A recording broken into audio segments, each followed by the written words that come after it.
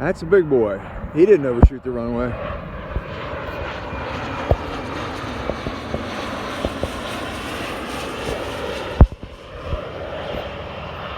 He'll put it down on the practically on the numbers, I'm gonna say. Well, a little bit longer than I thought. He's definitely not going to get the first turn off. I doubt it anyway. No.